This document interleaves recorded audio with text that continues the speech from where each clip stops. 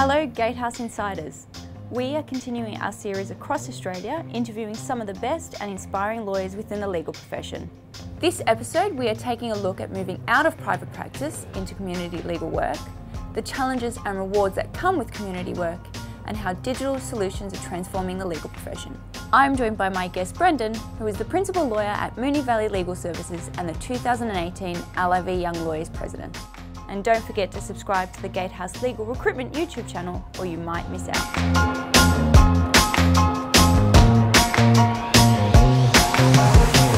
So tell me, what inspired you to practice law? Well, originally I actually started in biomedical science. I had no intention of becoming a lawyer at all.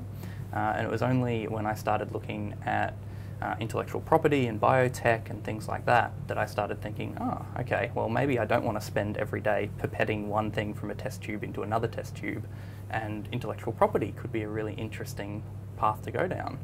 So originally it was so that I could go and continue working in the biomedical space, but as a lawyer, rather than any great desire at the beginning at least to become a lawyer in and of itself. And how did you get your first legal job? So my first legal job was at the Footscray Community Legal Centre, volunteering. So started off like lots of law students, started off volunteering and then ended up as a seasonal clerk when I was with Russell Kennedy. So that actually ended up as I got really lucky and was one of the few that actually managed to get a graduate placement with them when I graduated from university, which was brilliant.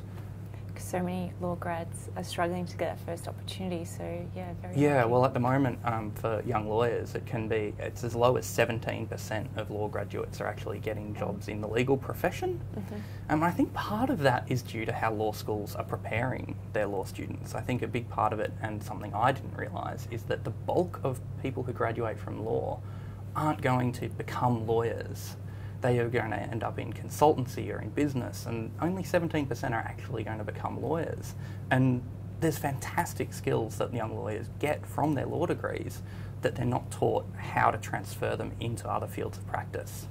Tell us a little bit more about your career to date and how you've gotten to your position now at Moonee Valley Legal Services. So, as I said, I started off at the Footscray Community Legal Centre as a volunteer. When I was finishing my grad year at Russell Kennedy, I was sure that I wanted to make a change, but I wasn't sure what I wanted to do.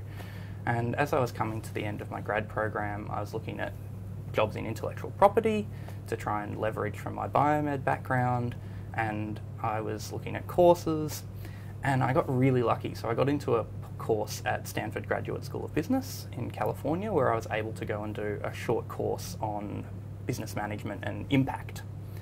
And it was that course that gave me the background and the impetus that I needed to think, okay, what can we do that is bigger impact? What can we do with our law degrees that will have a bigger impact beyond whether it just be the one client, and think creatively or innovatively? And timing was right. So when I got back from that, they were looking for a lawyer at a local community legal centre. And I thought, yep, this is where I need to start, because this is where we can be encouraged to think systemically and try and solve problems for more than just the client in front of us, and try and have that impact. And moving out of private practice to community legal work, was there much of a transition? Was it easy? Was it hard?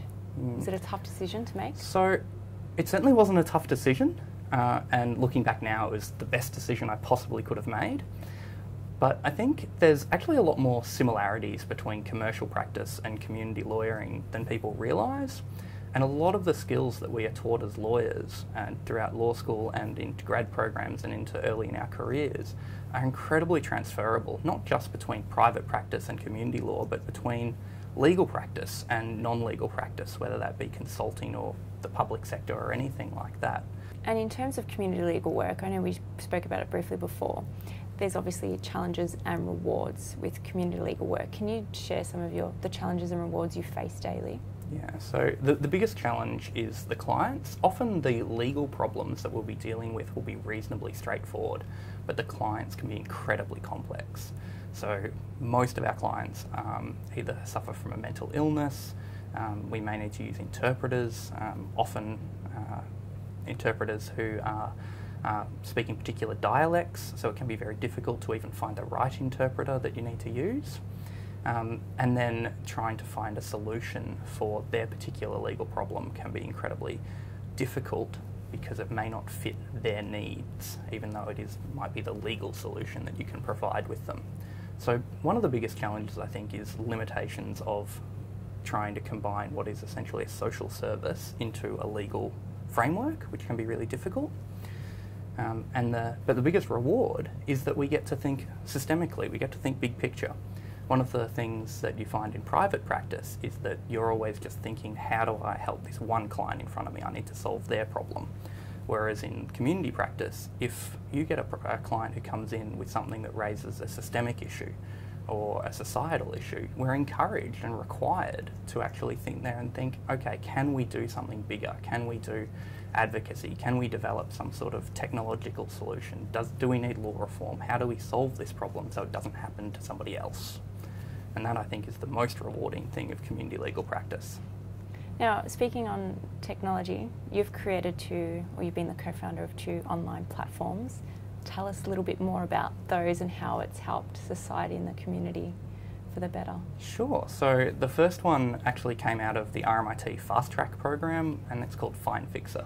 So the idea behind Fine Fixer is that it will help people identify when they have a problem with fines, help identify people who should get legal help, and then identify those who can help themselves and provide them with the tools that they need to help themselves. The second tool is called Online Will Kit, and that is something I co-founded with one of my friends from biomed and then who I went to law school with as well, John Hurrigan. And that's developed from the premise that everybody should be able to afford legal services. At the moment, there's 160,000 people each year who are turned away from community legal centres, and millions of people who can't afford traditional legal services. So Online Will Kit is built on that premise that we believe we can use technology to try and solve that access to justice gap. And how has society taken that on board? Are they using it? What's the feedback? So for Fine Fixer, we've had 20,000 users since Wow. August, which is fantastic. That's incredible. There's a huge need for tools like this out there.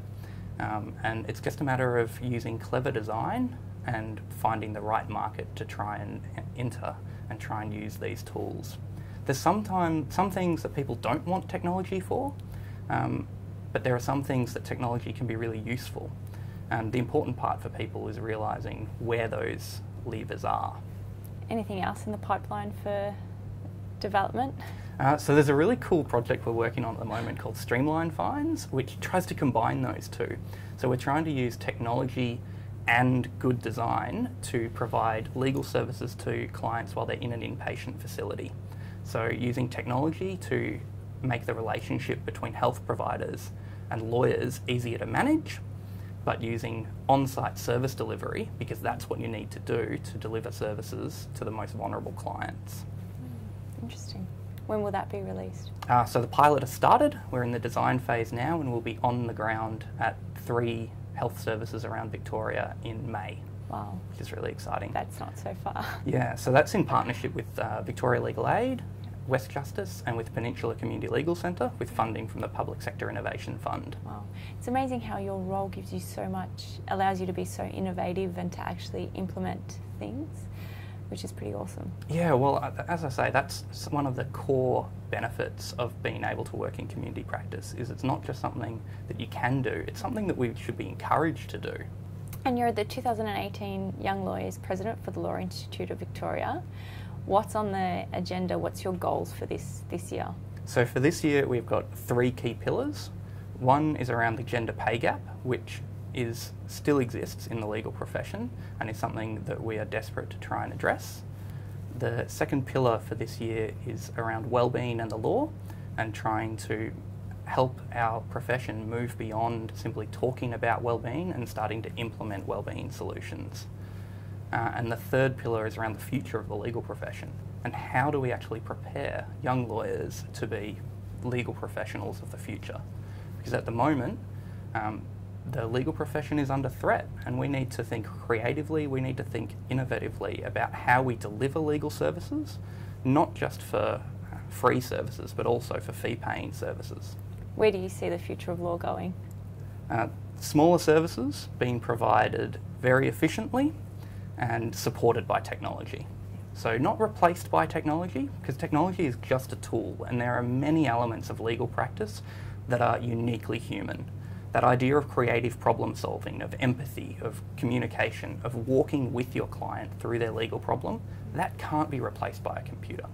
But what we can do is augment that. We can use technology to make it cheaper or easier to deliver the mundane tasks and leave more time for young lawyers and new lawyers and the future lawyers to actually be delivering the job of a lawyer. And in terms of health and wellbeing for law firms and lawyers, what programs or what things are you going to be implementing to make it more aware in the profession? So what we would like to see happen is a cultural change. The idea that it's not something you can't talk about if you're struggling, that it's not something that we're all expected to be there from 7 in the morning till 9 at night, and if you're not doing that, then you're not doing your job properly. We need to start creating a cultural change and creating it as something that is valued by the profession, that you are working with wellbeing in mind, because at the moment it is something that people talk about, but it's not something that I think that a lot of employers truly value, and that's what needs to change. Do you see any firms doing it really well? Firms that I see a lot of the smaller new law firms doing it really well, offering proper flexible working arrangements, thinking about what actually needs to be delivered, and I think that's where the change is going to come from. It's going to come from pressure from below, from the smaller firms that are truly living the idea of wellbeing in law rather than just talking about it. And for people in our audience that are thinking of changing, say, from private practice to community legal work, what's some advice you'd give them? Don't be afraid to take a risk. Too much in our profession is risk averse. We're trained to think about what's going to go wrong. How do we provide this client with services to prevent that bad thing from happening? In our own careers, we need to be willing to take a risk. We also need to be willing to take a risk in the delivery of legal services as well, to find creative and innovative services. And we also need to think about what's transferable. So think about those human skills, those things that you've practiced as a lawyer that aren't necessarily about your specialist area of law. Because the specialist areas of law can be taught, but those human skills, they're the really difficult ones, and they're the ones that are prized by employers. So focus on how those can be transferred to whatever profession you want to move into, whether it's a change in field of law or a complete change to a different profession. How did you become so self-aware of yourself and what you wanted to do? Being open. Saying yes to opportunities. So if somebody said, hey, would you like to go and volunteer at this service? Yeah, sure, I'll check it out, let's see what happens. Or whether it be, would you like to go to this event and learn about blockchain or how tech can be used to solve legal problems? It's being open to those sort of ideas and not being closed off and thinking, okay, this is how I was taught to practice law, this is the only way I practice law. Being more open, saying yes to things. And that's it. Another episode of Gatehouse Insights draws to an end. I'm off to continue with my quest to find more inspiring lawyers. Thank you for watching. Thank you for recommending this video to your friends. And as always, don't forget to subscribe to the Gatehouse Legal Recruitment YouTube channel, where I'll see you soon.